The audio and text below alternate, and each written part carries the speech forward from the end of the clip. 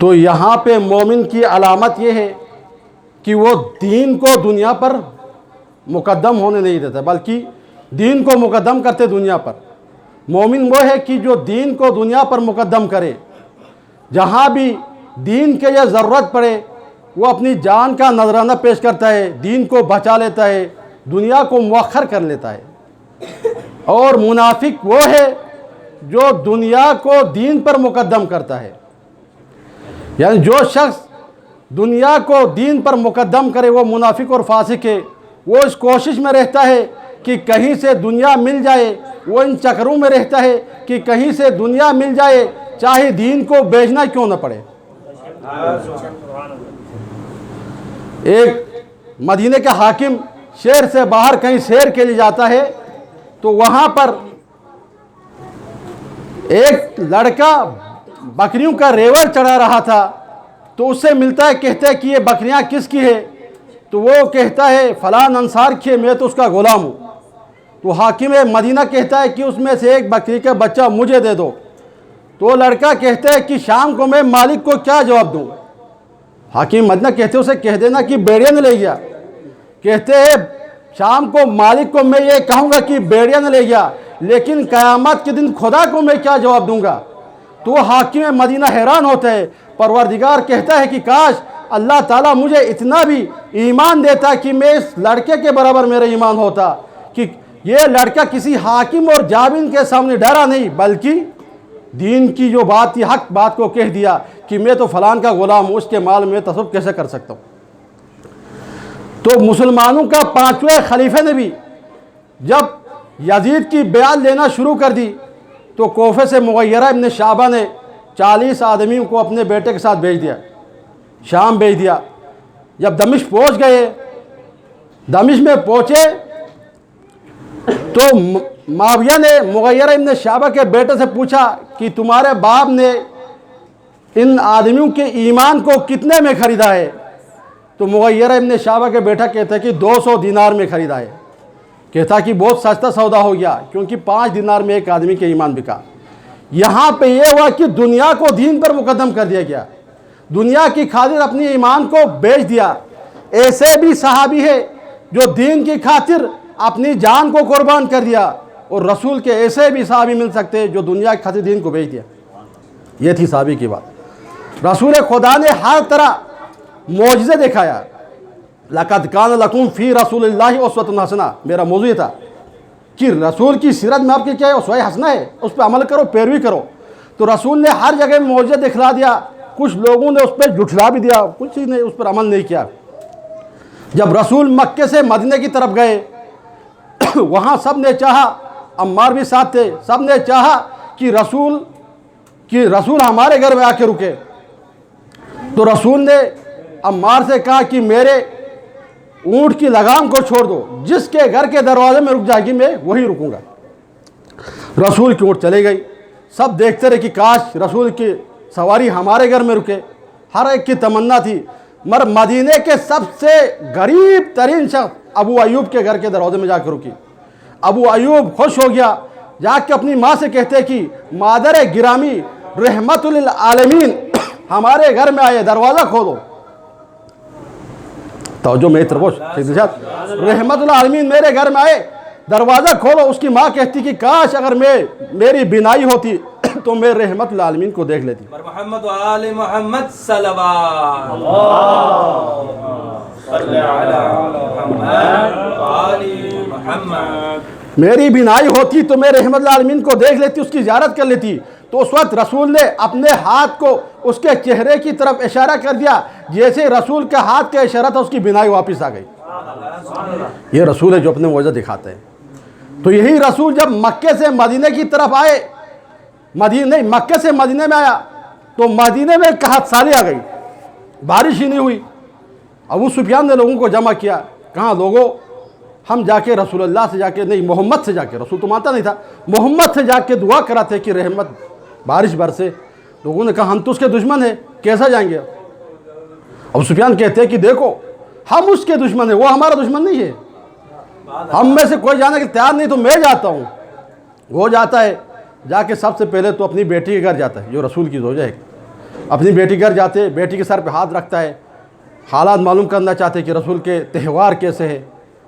तो वो बैठना चाहता था, रसूल का बिस्तरा बिछा हुआ था, तो बेटी ने रोका, बाबा रुक जाओ, क्यों? कहा ये रसूल का बिस्तरा है। उसको हटा दिया, बाप को गुस्सा आया, कहा बाबा वो बेटी अच्छी नहीं जो रसूल के बिस्तर पर अपने बाप को बैठाए, रसूल के जगह पे अपने बाप को बैठाए। इस बिस्तर पे या इस रसूल इस जगह पे वही बैठ सकते हैं जो रसूल का जानिशीन हो या रसूल जैसा हो। वहाँ से वो गुस्सा होकर चला गया, रसूलुल्लाह के पास जाता है तो उधर से जिब्राइल आते, कहते हैं या रसूलुल्लाह इस मलऊन को आज सख्त अजाब दो और उसको दुआ न करो, बल्कि उसे छोड़ दो ताकि ये लोग अजाब में मुब्तला रहे। बल्कि वो खुल के अजीम का मालिक रहमतुल आलमीन था। जब वो आया तो उसकी बेहतरीन अंदाज में मेहमान नवाजी की। उसने कहा कि या मोहम्मद, मक्के में सारे लोग कहसारी से बारिश नहीं हो रही, परेशान हाल है। तो रसूल खुदा ने दुआ की, परवरदिगार वो भी तो तुम्हारी ही मखलूक है, बारिश बरसा दे। जैसे रसूल के मुँह से अल्फाज निकले, बारिश बरसा। तो ये थे खुल्क अज़ीम के मालिक रहमतुल आलमीन। दुरूद पढ़िए मोहम्मद वाले मोहम्मद पर।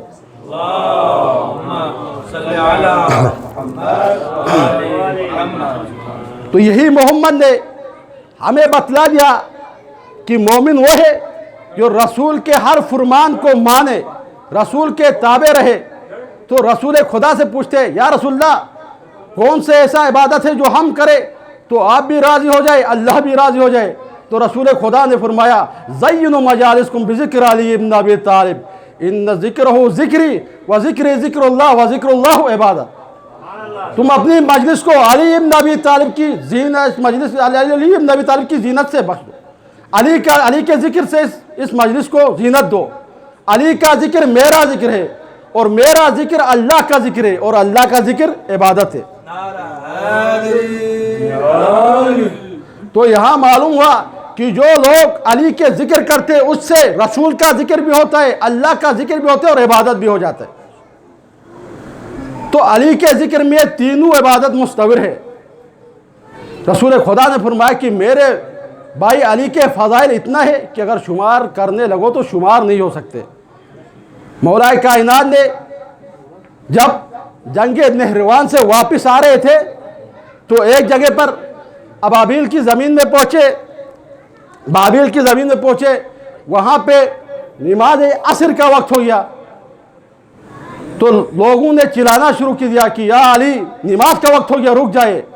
मौला ने कहा कि ये वो जगह है जहाँ पर 3 दफ़ा अज़ाब आया है, 4थी दफ़ा आने वाला है और वसी रसूल ऐसी मुअज़्ज़ब ज़मीन पर नमाज नहीं पढ़ सकता है। तो कुछ मुनाफिकीन थे, कहने लगे अली नमाज तो पढ़ता नहीं, नमाजियों को कत्ल करता है। उनका इशारा था नहरवान की तरफ। अली आगे बढ़े। जुवैरा नाम एक शख्स कहता है कि मैं 100 सवारों के साथ अली की मायत में आगे बढ़ा। मैंने कसम खाया था कि जब तक अली नमाज नहीं पढ़ेंगे मैं नहीं पढ़ूंगा। तो असर का वक्त खत्म हुआ, करीब खत्म हुआ था कि अली ने बाबिल के ज़मीन को क्रॉस कर दिया। सूरज गुरूब हो गई, सुर्खी आ गई आसमान की तरफ। अली ने ज़मीन क्रॉस करते ही बाबिल के वहाँ पे जुवैरा से कहा कि वज़ू के लिए पानी का इंतज़ाम करो। पानी लाया और कहा कि आज़ान दो। उसने कहा या अबुल हसन मगरिब की आज़ान दो, कहा नहीं असर की आज़ान दो। वो हैरान हो गया, सूरज तो गुरूब हुआ है, अब असर की आज़ान दे दो कहता है। अब इमाम की हुक्म था, उस पर अमल करने लगा। उसने असर की आज़ान दी, अकामत दी। जैसे ही आज़ान व अकामत हुआ, मौलाए कायनात के लफ्ज़ से कुछ अल्फाज निकले, सूरज दोबारा असर के मकाम पर पलट आया। जुवैरा कहते हैं कि अली ऐसी बोली बोलता जो अबाबील की बोली हो, कुछ अल्फाज बोले। मैंने अकामत दी, अली की मायत में नमाज पढ़ी। जैसे ही नमाज खत्म हो गया, सूरज ऐसा ग्रुप हुआ जैसा एक तच से चिराग गायब होता है। तो लोग इश्काल करते, एक मौलवी साहब कहता है कि ये मुमकिन ही नहीं कि अली ने सूरज को पलटाया हो। तो हम कहते हैं भाई अली ने क्या, तुम लोग को अकीदा है, बल्कि तुम्हारी किताबों में रिवायत मौजूद है। मशक़वात शरीफ के अंदर जिल्द नंबर 3 में यह रिवायत मौजूद है कि अली क्या रसूल खुदा ने भी सूरज को पलटाया, बल्कि कुरान में मौजूद है कि हज़रत सुलेमान ने भी सूरज को पलटाया। जब सुलेमान सूरज को पलटा सकते तो मौलाए कायनात क्यों नहीं पलटा सकते? बल्कि इससे भी बड़ी दर अहले सुन्नत के बहुत बड़े आलिम सिब्त इब्न जोज़ी, वो कहता है कि अबू मंसूर बगदाद में खुतबा दे रहा था, अली के रद्द शम्स के बारे में बहुत ही उम्दा और फसी अल्फाज में बयान कर रहा था। सूरज गुरूब होने वाला था तो वो कहता है सूरज की तरफ, ए सूरज अगर तू अली के लिए पलटा है तो जब तक अली की फजीलत खत्म नहीं होगी रुक जाओ। सूरज कहते हैं कि जब तक वो बयान करता रहा अली की फजीलत, आले मोहम्मद की फजीलत बयान करता रहा, सूरज उसी जगह पर रुका रहा। जब अली के नौकर के लिए सूरज रुक सकती तो मौलाए कायनात के कितने कमालात होंगे। इसीलिए तो हजरत उमर ने खुद कहा कि मैंने रसूल खुदा से सुना कि अली के कमालात के बारे में कि अगर पूरे जंगल कलम बन जाए, पूरे दरिया स्याही बन जाए, पूरे इंसान लिखने वाले बन जाए, पूरे जिन उसको हिसाब करने वाले बन जाए, या अबल हसन आपके फ़ज़ाइल को फिर भी हिसाब नहीं कर सकते। जब हज़रत उमर जैसी शख्सियत अली की फजीलत को बयान करते तो फिर गौर करो कि अली वो कौन सी हस्ती है जिसके दुश्मन उसकी फजीलत को बयान कर रहे हैं। मौला कायनात खुद रसूल खुदा, एक दफ़ा रसूल खुदा और हज़रत आयशा अपने घर में बैठे हुजरे में मौला कायनात भी था, तो हज़रत अबू बकर तशरीफ़ ला रहे हैं। तशरीफ़ लाते ही अली के चेहरे की तरफ देखता है। कासिम भाई मेरे चेहरे तरफ, अली के चेहरे की तरफ देखना इबादत है, सही। अली के चेहरे की तरफ देखता रहते। हज़रत आयशा कहती है कि ए बाबा जब से आया मैंने तुम्हें अली के चेहरे की तरफ देखते हुए ही अली के चेहरे से नज़र ही नहीं हटाता है। तो हज़रत अबू बकर कहता है बेटी मैंने रसूल खुदा से सुना है कि अली के चेहरे की तरफ देखना इबादत है। तो हज़रत आयशा कहती कि मैंने भी तो रसूल से सुना है अली का जिक्र करना भी इबादत है। तो रसूल खुदा मुस्कुराया, सिर्फ अली के चेहरे की तरफ देखना इबादत नहीं है, अली के जिक्र करना इबादत नहीं है, बल्कि अली से मोहब्बत करना भी इबादत है। अरे भाई तवज्जो रखो, सुस्त नहीं हो जाओ, सही। अली से मोहब्बत करना भी इबादत है। अब रसूल खुदा सल्लल्लाहु अलैहि वसल्लम फरमाते हैं कि जो शख्स रसूल की एक फजीलत बयान करे उसके गुनाह साबिक़ा माफ़ हो जाते।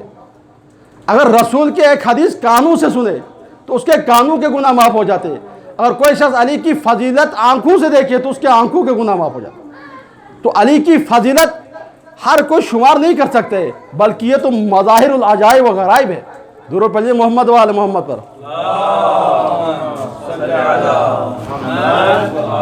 ये वो हस्तियाँ है जो आदम से पहले खलक हुई थी। रसूल खुदा फरमाते मैं उस वक्त भी नबी था जब आदम क्या है पानी और मिट्टी के दरमियान था, और वली कहते मैं उस वक्त भी अली था जब आदम क्या है पानी और मिट्टी के दरमियान था। रसूल कहते मैं उस वक्त रसूल था जब आदम पानी और मिट्टी के दरमियान था। अली फरमाते मैं उस वक्त भी वली था जब क्या है आदम पानी और मिट्टी के दरमियान था, उसका वजूद ही नहीं था। भाई राज़िक अल्लाह ताला, जब कोई था नहीं तो अल्लाह था, तो अल्लाह का नाम लेने वाला कोई नहीं था। अल्लाह के नाम तो उस वक्त लेते ना अगर कोई शख्स किसी बच्चे को जंगल में छोड़ा जाए 40 साल तक तो उसका कोई नाम नहीं हुआ, क्योंकि कोई पुकारने वाला ही नहीं है, तो बगैर नाम का रहेगा। तो अल्लाह था मगर कोई नाम लेने वाला नहीं था। अल्लाह ने जैसे ही मोहम्मद को खलक किया अल्लाह खालिक हो गया। अल्लाह खालिक था मगर उस वक्त खालिक बोलने वाला कोई नहीं था। अल्लाह राज़िक था मगर किसी ने रिज़्क़ नहीं खाया था तो राज़िक कहने वाला कोई नहीं था। अल्लाह माबूद था, किसी ने इबादत नहीं किया तो माबूद कौन कहलाता। तो जैसे मोहम्मद को खलक किया अल्लाह खालिक बन गया, मोहम्मद ने सजदा किया अल्लाह मसजूद बन गया, मोहम्मद ने इबादत किया अल्लाह माबूद बन गया। जैसे मोहम्मद फेल करते गए अल्लाह के नाम पैदा होते गए। मोहम्मद वाले मोहम्मद बावाज़े बुलंदर सलवात। अब अजीब व गरीब मरहले में जा रहा हूँ कि देखो अल्लाह तो हमारे दरमियान आ नहीं सकता, अब हम अल्लाह को कैसे पहचाने कि अल्लाह कैसा है। एक बादशाह ने, जाकिर भाई, एक बादशाह ने अपनी बीवी की मोहब्बत में खार बनवाया। एक हार बनवानी थी, पर्दा वाला था, सुनार को बुलाया कि एक हार बनाओ कि मेरी बेगम खुश हो जाए। लोगों ने कहा कि उसकी रज़ा हमें कैसे मालूम होगी।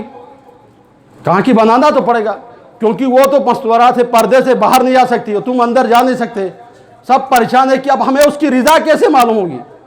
आखिर में उस बादशाह की बेगम ने संदूक से खार निकाल के दिया, कहा उनको कहो कि इसको देखकर बना दे, मैं खुश हो जाऊंगी, मैं राज़ी हो जाऊंगी। तो सुनार ने उसको देखकर बना दिया। तो अल्लाह हमारे दरमियान तो नहीं आ सकता था, अल्लाह के सिफात में मालूम नहीं होता था। अल्लाह ने मोहम्मद को भेजा, जो जो मोहम्मद के अंदर सिफात होंगे वही अल्लाह के सिफात होंगे। अल्लाह ने मोहम्मद को ऐसा बेदाग पैदा किया कि ताकि कोई इश्काल नहीं कर सकता है। हम अपने चेहरे को आईने में नहीं देख सकते, हम देख नहीं सकते। आईने को आईना लाते, आईना जितना साफ होगा आपका चेहरा इतना साफ नजर आएगा, चाहे काला ही क्यों ना उसको साफ नजर आएगा। आईना जितना साफ होगा चेहरा साफ नजर आएगा। तो अल्लाह ने अपने मुस्तफ़ा को ऐसा इस्तिफा चुना कि उसका नाम ही मुस्तफ़ा हुआ। तो जिस तरह खालिक ने भेजा है उसको इतना पाक और साफ भेजा कि कोई इश्काल ही नहीं कर सकते थे, बल्कि कुफ्फार भी उसे अमीन मानते थे। रसूल न मानते तो अमीन जरूर मानते थे। दुरूद पढ़िए मोहम्मद वाले मोहम्मद पर। तो जिस तरह सिफात व कमालात में मोहम्मद है उसी तरह उसका अली भी है, क्योंकि वह अना व अली मिन नूर वाहिद हदीस है ना, मैं और अली एक नूर से। रसूल खुदा की हदीस है कि मैं और अली एक नूर से। तो दोनों में कमालात होना चाहिए। जब रसूल रहमतुल लिल आलमीन है तो अली भी हादी आलमीन के लिए। मौला कायनात मस्जिद गोफे में खुतबा दे रहा था, खुतबा खत्म हुआ, एक जवान खड़ा हो जाता है, खड़ा होकर एक खत देता है। मौला उस खत को पढ़ता है तो उस खत में माविया की तारीफ लिखी होती है। तो मौला अम्मार से कहता है जाओ सवारी होकर कोफे में ऐलान करो, आ जाओ, कहो कि आज कोई हक और बातिल के दरमियान, हक और बातिल को देखना चाहे मस्जिद कोफे में आ जाए, हलाल और हराम को देखना चाहे मस्जिद कोफे में आ जाए। इतने लोग मस्जिद में आ गए कि तिल रखने की जगह भी ना थी। जैसे ही मेरा मौला मेंबर पर आ गए सब पर खामोशी छा गई। मौला ने कहा, ये लोगों, माविया ने ऐसे एक अरब के जाहिल बुद्धू और बदबख्त को भेजा है, इतने कलिमात अपने फजीलत के साथ, अगर मैं चाहता तो उसकी हड्डियां ही पीस देता, अगर मैं चाहता इसको जमीन में बोल देता। बल्कि मेरे मौला ने कहा, देखो अगर हक सुनना चाहते आज सुनो। यही कहा कि एक बादल को मंगाया अम्मार के साथ, कुछ देर के लिए लोगों की आंखों से गायब हो गए, वापस आ गए, वापस आके खुतबा शख्सियत दिया। कहा कि देखो अगर मैं चाहता तो माविया को यही से अपने हाथ बढ़ा के उसके सीने पे एक गोसा मारता और उसके दाढ़ी और मूंछों के बाल को खींच के लाता। लोगों ने कहा मौला कैसे हो सकते हैं? मौला ने हाथ बढ़ा के वापस लाए तो वाकई में कुछ मौला के हाथ में बाल थे। लोगों ने मालूम किया तो वाकई में उसी वक्त माविया अपने तख्त से गिर गया था, बेहोश हुआ था। जब उठा तो पता चला कि उसके मूंछे और दाढ़ी में कुछ कमी महसूस हुई। तो ये है वो हस्ती जो मौला कायनात की। तो उसे मालूम हुआ कि कुछ मेरे मूंछे और दाढ़ी के बाल कम है। तो मस्जिद कोफे के लोग उसका, कुछ लोगों का ईमान बढ़ गया, कुछ लोगों के मोहब्बत में उसमें कमी आ गई, कुफ्र में। हर जगह में हमारी महफिल में होते, कुछ मोहब्बत करने वाले होते, खुश होते, कुछ आपसे बोझ रखते, वो सर झुका लेते। क्यों? मोहब्बत होती। आप जिसे मोहब्बत करते उसे दाद देते, जिसे मोहब्बत नहीं करते तो खामोश रहते। तो यही हो जाती है कि भाई वहां पे भी महफिल अली में भी ऐसे थे कि कुछ के चेहरों में मुस्कुराहट आ गई, ईमान ताज़ा हो गया, कुछ का ईमान कम हो गया। अली जादूगर है, जादू कर रहा है का। कुछ ने अली के मौजूद देखकर अली पे ईमान लाया और उनका ईमान ताज़ा हो गया। मौला ने किसी शख्स ने कहा उसी मस्जिद में, या अली जब आपके पास इतनी ताकत है तो फिर लोगों को माविया के खिलाफ जंग के लिए जमा क्यों करते? कहा ताकि लोग अपने जहाद के फरीज़ा अंजाम दे सके, अगर लोग अपने अहद वफा कर सके। अगर हम चाहे तो अकेले में इन सब को ख़त्म कर सकते, मगर हम हादी है, हिदायत करने वाले, वाज़ो नसीहत करने वाले लोग, उस पर अमल करके अपने फरीज़े को अंजाम दे। एक शख्स ने कहा, मौला आपके दुश्मनों के पास तो दौलत है, आपके पास कुछ भी नहीं है। मौला ने कुछ मिट्टी उठा दी कोफे की, हाथ पे रखा और कहा, उसको खोल के देखा तो कीमती जौहरात बन गया। कहा ये दुनिया हमारे सामने, अगर हम चाहे तो इस दुनिया की मिट्टी को सोना बना सकते, मगर हम दुनिया को दीन पर मुकद्दम नहीं करते, बल्कि दीन को दुनिया पर मुकद्दम करते। यही तो मोमिन की अलामत है। जब तो रसूल खुदा ने कहा, ज़य्यिनु मजालिसकुम बिज़िक्र अली इब्न अबी तालिब, तुम अपनी मजालिस को अली के जिक्र से जीनत दो। इन ज़िक्रहु ज़िक्री व ज़िक्रुल्लाह व ज़िक्री ज़िक्रुल्लाह इबादत, क्योंकि अली का जिक्र मेरा जिक्र है, मेरा जिक्र अल्लाह का जिक्र है, और अल्लाह का जिक्र क्या है? इबादत है। दुरूद पढ़िए मोहम्मद व आले मोहम्मद पर। यानी अल्लाह का जिक्र इबादत है। तो मौला के वाक़े पढ़ के मैं आज जिस हस्ती की मसाइब पढ़ने, उसकी भी तो थोड़ी फजीलत पढ़नी है। टाइम तो बहुत है, अभी शुरू देर से किया था, मगर इसमें मौला कायनात, एक खातून, एक कनीज जाके कसाब से गोश्त लेती है, गोश्त लेकर अपने मालिक के पास जाती है। मालिक ने उसको कबूल नहीं किया, गुस्से वाला था शायद। उसने वापस कर दिया। वापस करने के बाद कसाब ने नहीं दिया। वो रोते मौलाए कायनात पास जाती। मौलाए कायनात उसके साथ आता है, कसाब को उस वाज़ और नसीहत करता है, मगर वो बेरुखी करते है, गुस्ताखी करता है, बल्कि एक हाथ से रसूल को धक्का, मौला अली को धक्का भी दे देता है।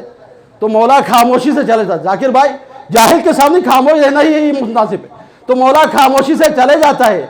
जब चले जाता है तो एक शख्स, एक कमबख्त, तूने पहचाना इसको, ये अली इब्न अबी तालिब था। वो रोते हुए फरियाद करते हुए जाते, या अबुल हसन मुझसे गुस्तकी हुई क्योंकि मैं तुम्हें नहीं जानता था। उसने उस हाथ को काट दिया क्योंकि इस बदबख्त ने तुम्हारे साथ गुस्तकी की थी। मौला को तरस आया, उस हाथ को उसी मकाम पर रखा, कुछ कलिमात जारी किया, वो दोबारा उसी तरह सही हो गया। दुरूद पढ़िए मोहम्मद वाले मोहम्मद।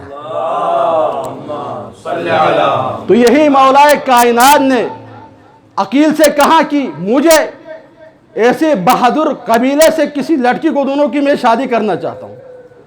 शादी करने से पहले कबीला देखना चाहिए, कौम को देखना चाहिए कि बहादुर है या नहीं है, शुजा है या नहीं है, क्योंकि ये मौला की सीरत है। मौला ने अकील से कहा कि मुझे ऐसे कबीले से कोई लड़की ढूंढो जो बहादुर और शुजा हो। तो अकील ने ऐसे कबीले से एक लड़की ढूंढी, कहा कि उम्मुल बनीन है, फलान कबीले बहुत बहादुर और शुजात में, तो उससे शादी करो। तो रसूल अली मौला ने कबूल कर दिया। जैसे ही हजरत अली ने उम्मुल बनीन से शादी की, घर लेके आया, जब घर के दरवाजे पर आ जाती है, सबसे पहले उम्मुल बनीन जन्नतुल बकी की तरफ रुख करके सलाम करती है, जनाब सईदा ताहिरा सलामुल्लाह अलैहा की तरफ। कासिम भाई अभी रोना नहीं, मसाइब शुरू नहीं किया है। सईदा ताहिरा की तरफ सलाम करती है रुख करके, अस्सलामु अलैकी या फातिमा। फातिमा ज़हरा सलाम अलैहि की तरफ सलाम करके कहती है, या फातिमा तो ज़हरा, मैं तुम्हारे यहाँ पे तुम्हारी शौकन बन के नहीं आई, बल्कि तुम्हारे बच्चों की कनीज बन कर आई है।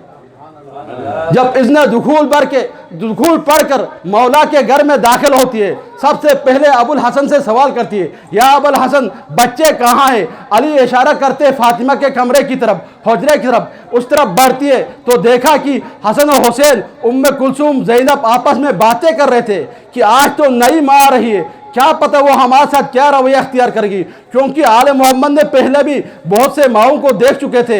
एक वो माँ थी जो उम्मे सलमा, बहुत ही मोहब्बत और मुशक्क़त से हज़रत फ़ातिमा को पाला। हज़रत फ़ातिमा ने कहा कि उम्मे सलमा की मोहब्बत ने मुझे अपनी माँ की मोहब्बत को भुला दिया। और एक वो माँ भी थी जो हज़रत आयशा, तो देख चुके थे माओं की अलामात को, माओं की हरकत को, उन्हें मालूम था। तो वो बातें कर रहे थे कि यह आने वाली माँ कैसी होगी, ये आने वाली माँ कैसी होगी। ये बातें सुनते हज़रत उम्मुल बनीन ने हज़रत ज़ैनब के कदमों में सर रख कर कहा, बिनते अली, मैं तुम्हारे लिए माँ बन के नहीं बल्कि तुम्हारी कनीज बन कर आई। मैं वादा करती हूँ कि क़यामत तक सुनहरे अल्फाज में मेरी कनीजी का जिक्र होगा। यही उम्मुल बनीन जब उसके यहाँ विलादत होती है, हज़रत अब्बास की विलादत होती है, तो अपने बेटे को भी वसीयत और नसीहत करती कि बेटा, जब भी औलाद रसूल और औलाद अली के पास जाना तो सर झुका के जाना और गुलामी का अंदाज में जाना। हज़रत अब्बास जब भी हज़रत ज़ैनब के पास जाते तो उसके आंखें हज़रत ज़ैनब के कदमों पर होते थे। मौला अली ने हज़रत अब्बास की शुजात देखने के लिए जंग सफ़ीन में हज़रत अब्बास को भेज दिया कि जंग लड़ने के लिए, मगर अब्बास के चेहरे पर निकाब था, तो किसी को मालूम नहीं चला कि एक जवान गया। वहाँ के माविया की तरफ से फौज थे, उसके पहलवान से कहा, अबू शकाता नाम एक शख्स था, बहुत बड़ा पहलवान, 1000 पहलवानों में भारी था, उसको कहा जाओ मुकाबले। उसने कहा ये बच्चे का मुकाबला मैं करूं, मेरे 7 बेटे हैं, मैं उनमें से किसी एक को भेज देता हूं। जैसा उसने अपना एक बेटे को भेजा, हज़रत अब्बास ने पहले वार में उसे वासिले जहन्नम कर दिया। एक आते ही इसी तरह 7 बेटों को वासिले जहन्नम किया। उस वक्त उसका बाप जो बड़ा पहलवान था उसे रहा नहीं गया, वो खुद आ गया, हज़रत अब्बास से जंग करने के लिए आ गया। 1-2 वार के बाद वो भी वासिले जहन्नम हुआ। तो अब दोनों तरफ के फौज हैरान है, ये ना अली है, कौन है जो इतनी बड़ी जंग कर रहा है, और इतने बड़े पहलवान को 2 टुकड़ों में तकसीम कर दिया गया। उसके बाद एक वक्त ऐसा भी आता है कि अशकिया के फौज के बीच में हज़रत अब्बास उनके बीच में नरगे में आते हैं। अम्मार मौला से कहते हैं कि अब अब्बास की खैर नहीं है। मौला आके देखते, उस वक्त मौला अब्बास फौज को चीरते हुए नजर आता है। तो उस वक्त मौला अली ने कहा हाजा कमरो बनी हाशिम। उसके बाद से ये लक़ब मशहूर हुआ। मौला ने कहा ये कमरे बनी हाशिम है। जब मौला की तरफ वापस आया, लोगों ने कहा कि ये अब्बास ने, बल्कि ये कोई जवान नहीं, ये अली है। तो एक शख्स ने ये पुकारा, अब्बास ने कहा और पुकारो, फिर कहा ये अली आया है, ये अली आया है। अब्बास ने 3 दफा उस शख्स से पुकारवाया कि अली के नाम लेने के लिए। तो ये वो हज़रत अली ने पहले करबला से पहले भी अपनी जंग की शुजाअत दिखा दिया, अपना जंग का और अपना लोहा मनवा लिया था। दुरूद पढ़ें मोहम्मद वाले मोहम्मद पर। तो यही अब्बास जब करबला के मैदान में इमाम हुसैन अलैहिस्सलाम से इसने जंग की इजाज़त मांगता है, तो उस वक़्त मौला इजाज़त नहीं देता है। कहते अब्बास आप तो मेरे फ़ौज के अलमदार हो। मौला अब्बास बाएं तरफ देखता है, दाएं तरफ देखता है और कहता है कि मैं किस फ़ौज का और किस लश्कर का सरदार हूँ, यहाँ तो कोई नहीं है। मगर अब्बास को इजाज़त नहीं मिलती। अब्बास खेमे की तरफ आ जाता है तो हजरत सकीना अपनी मशकीज़ा लेकर आती है। चाचा अब्बास, सारे बच्चे प्यास से बलक रहे हैं, चाचा कोई पानी का इंतज़ाम करो। कहता बेटी अपने बाबा से मुझे इजाज़त दिला दो, मैं पानी लेके आ जाऊँगा। सकीना हजरत अब्बास को लेके इमाम हुसैन के पास आ जाती है। अज़ादारो, इमाम हुसैन कहते अब्बास तूने सिफारिश के लिए सकीना को लाया, मैं तुम्हें मना नहीं कर सकता। अब्बास को सिर्फ पानी लाने का इजाज़त दिया गया, जंग का इजाज़त नहीं दिया गया। अगर मौला हुसैन अब्बास को जंग की इजाज़त देता, अस्किया के फौज में से एक भी नहीं बचता। मौला ने अब्बास को सिर्फ पानी लाने की इजाज़त दिया था। हजरत अब्बास दुश्मन की फौज को पारते हुए फुरात के किनारे पहुंच जाता है। उधर अलम गाड़ कर कहते हैं लोगों तुम लोग इस पानी पे फख्र करते थे, इस पे तो मैंने कब्जा जमा लिया। वहां से पानी मस्कीज़े में भर लेता है। अब्बास पानी को चुल्लू में भरता है, पीना चाहता है। मगर हुसैन की बेटी सकीना प्यासी थी। अब्बास कहते जब तक सकीना पानी नहीं पिएगी अब्बास पानी नहीं पी सकता। अब्बास पानी लेकर आता है, अलम बुलंद होकर वापस ही आती है। सकीना 40 बच्चों को जमा करके कहती है देखो बच्चों मेरा चाचा पानी ला रहा है। बच्चे सब जमा होकर हजरत अब्बास को देख रहे। एक मकाम पर अलम झुक जाता है। हजरत सकीना रोकर कहती कि मेरे चचा की कह एक शकीने मौला अब्बास के दाएं बाजू को करम कर दिया। मौला अब्बास ने मस्कीज़े को बाएं बाजू से पकड़ लिया। अलम फिर बुलंद हुआ। सकीना कहती बच्चों मेरा चाचा पानी लेके आ रहे। अज़ादारों हजरत अब्बास आगे बढ़ रहे थे। एक शकी ने छुपकर बाएं बाजू पे भी वार किया। मौला अब्बास का बायां बाजू भी शहीद हो गया। उसके बाद मौला ने मशकीज़े को अपने दांतों से पकड़ दिया। आगे बढ़ रहा था तो एक मलऊन ने मशकीज़े में तीर मारा। अब्बास की आँख टूट गई। अब खैमगास की तरफ नहीं बल्कि वापस लौटा। उसके बाद एक शकी ने मौला के सीने पर तीर मारा। उसके बाद बनी क़ाब के एक शख्स ने हजरत अब्बास के सर पर ऐसा वार किया। अब्बास घोड़े पे संभल न सका बल्कि जमीन करबला में गिरा। आवाज ही अदरिकनी आका, इमाम हुसैन को आवाज के मेरे आका मेरे मदद को आ। मौला हुसैन अब्बास की मदद के लिए ऐसा भागा। अशकिया के फौज में गमो हरास फिर गया, सारे भागने लगे। अब्बास के करीब पहुंचते। अज़ादारों इमाम हुसैन अपने अब्बास से कहते अब्बास आंखें खोलो। मौला अब्बास कहते भैया मेरी एक आंख पे तीर लगा है, दूसरी आंख पे आंसू, दूसरी आंख पे खून है, मैं कैसे आंखें खोलूंगा। मौला हुसैन एक आंख के खून को साफ करते। अब्बास आखिरी ज़ियारत हुसैन की कर लेता है। मौला हुसैन कहते भैया मेरी आखिरी एक हाजत है। अब्बास कहते भाई हुक्म करो, मैं वो भी पूरी करूंगा। मौला हुसैन कहते भाई अब्बास एक दफा मुझे भाई कह के पुकारो। मौला अब्बास ने कहा अस्सलामु अलैका या अखी, ए मेरे गरीब भाई मेरे आखिरी सलाम कबूल हो। खैमे से आवाज आती है हज़रत ज़ैनब की, भैया हुसैन अब्बास को कहो कि मेरी आखिरी ख्वाहिश भी पूरा करे, मुझे भी एक दफा बहन करके पुकारे। अब्बास चीख कर कहते अस्सलामु अलैकी या अख्ती, ए मेरे गरीब बहन मेरा आखिरी सलाम हो।